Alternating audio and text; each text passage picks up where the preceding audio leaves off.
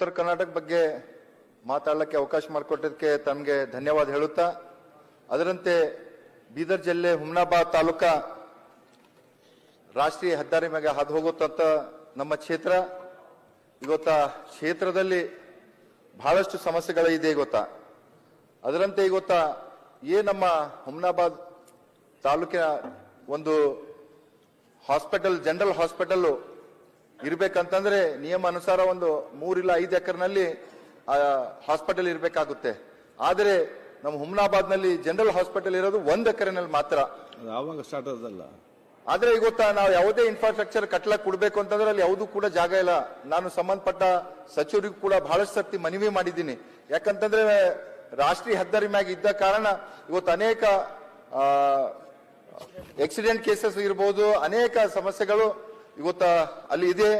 ಅದಕ್ಕಾಗಿ ತಮ್ಮ ಮುಖಾಂತರ ನಾನು ಸಂಬಂಧಪಟ್ಟ ಸಚಿವರಿಗೆ ವಿನಂತಿ ಮಾಡ್ತೀನಿ, ಹಾಸ್ಪಿಟಲ್ಗಾಗಿ ಒಂದು 5 ಎಕರೆ ಜಾಗ ನಮ್ಮ ಹುಮ್ನಾಬಾದ್ ಪಟ್ಟಣದಲ್ಲಿ ಮಾಡಿಕೊಟ್ರ ಒಳ್ಳೇದಾಗುತ್ತೆ.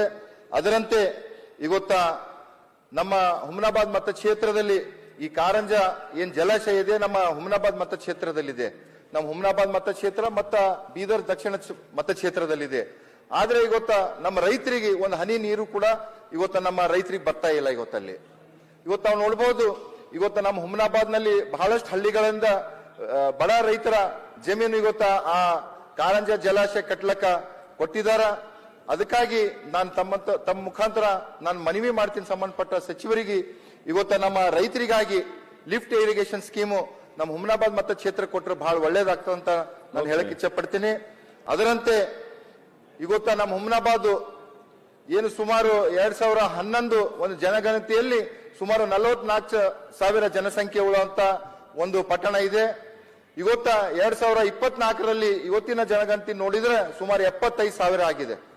ಆದ್ರೂ ಕೂಡ ನಮ್ಮ ಹುಮ್ನಾಬಾದ್ ಪುರಸಭೆಯಂತೆ ಇದೆ ಗೊತ್ತಾ. ಇವತ್ತ 50,000 ಮೇಲ್ಪಟ್ಟ ಜನಸಂಖ್ಯೆ ಉಳಿತಂತಂದ್ರೆ ಆ ಪುರಸಭೆಯನ್ನು ಮೇಲ್ದರಿಸಿ ನಗರಸಭೆ ಮಾಡಬೇಕು. ಅದಕ್ಕಾಗಿ ತಮ್ಮ ಮುಖಾಂತರ ನಾನು ಸಂಬಂಧಪಟ್ಟ ಸಚಿವರಿಗೆ ಮನವಿ ಮಾಡ್ತೀನಿ, ಈ ಪುರಸಭೆಯಿಂದ ನಗರಸಭೆಗೆ ಮೇಲ್ದರ್ಜಿಸಬೇಕಂತ ವಿನಂತಿ ಮಾಡ್ತೀನಿ. ಅದರಂತೆ ನಮ್ಮ ಮತಕ್ಷೇತ್ರದ ಬಸವ ಕಲ್ಯಾಣ ತಾಲೂಕಿನ ರಾಜೇಶ್ವರ ಗ್ರಾಮ ಬಹಳ ದೊಡ್ಡದಂತ ಒಂದು ಗ್ರಾಮ ಪಂಚಾಯತಿ ಇದೆ ಗೊತ್ತಾ. ಅದನ್ನು ಕೂಡ ಇವತ್ತ ಸುಮಾರು ಒಂದು 20,000 ಮೇಲ್ಪಟ್ಟಿ ಜನಸಂಖ್ಯೆ ಉಳ್ಳಂತ ಒಂದು ಗ್ರಾಮ ಪಂಚಾಯತಿ ಇದೆ. ಅದನ್ನು ಕೂಡ ಇವತ್ತು ಗ್ರಾಮ ಪಂಚಾಯತಿ ನಮ್ಮ ಪಟ್ಟಣ ಪಂಚಾಯತಿಗೆ ಮೇಲ್ದರ್ಜಿಸಬೇಕು. ಹಾಗೂ ಏನು ಇವತ್ತ ಅದರಂತೆ ನನ್ನ ಹುಮ್ನಾಬಾದ್ ಮತಕ್ಷೇತ್ರದ ಚುಡುಗುಪ್ಪ ತಾಲೂಕ ಆಗಿ ಬಹಳಷ್ಟು ವರ್ಷಗಳಾಗಿದೆ ಗೊತ್ತಾ. ಅಲ್ಲಿ ಯಾವುದೇ ಕೂಡ ಆಫೀಸಿಗೆ ಜಾಗಗಳು ಇಲ್ಲ. ಇವತ್ತ ವಿಶೇಷವಾಗಿ ನಮಗ ಮಿನಿ ವಿಧಾನಸಭೆ ಬೇಕು ಗೊತ್ತಾ. ಅದರಂತೆ ಕೋರ್ಟು ಕೂಡ ಇಲ್ಲ, ಅಲ್ಲಿ ರಿಜಿಸ್ಟರ್ ಆಫೀಸು ಕೂಡ ಇಲ್ಲ. ಹೇಳಕ್ಕೆ ಮಾತ್ರ ತಾಲೂಕಾ ಪ್ಲೇಸು, ಆದ್ರೆ ಯಾವುದೂ ಕೂಡ ಸೌಲಭ್ಯಗಳಿಲ್ಲ. ಇವತ್ತು ಚುಡುಗುಪ್ಪ ತಾಲೂಕಿನ ಜನರು ನಮ್ಮ ಹುಮ್ನಾಬಾದ್ಗೆ ಹೋಗ್ಬೇಕು, ಇಲ್ಲೊತ್ತಿಗೆ ಬೀದರ್ಗೆ ಹೋಗ್ಬೇಕಾಗ್ತಾ ಇದೆ. ಅದಕ್ಕಾಗಿ ಮುಂಬರ್ತ ದಿನಗಳಲ್ಲಿ ಇವತ್ತು ನಮ್ಮ KKRDB ನಲ್ಲಿ ಈಗಾಗಲೇ ನಮ್ಮ ಅಧ್ಯಕ್ಷರು ಕೂಡ ಹೇಳಿದಾರ, ಮಿನಿ ವಿಧಾನಸಭಾ ಸ್ಯಾಂಕ್ಷನ್ ಮಾಡ್ಕೊಡ್ತಾರಂತ.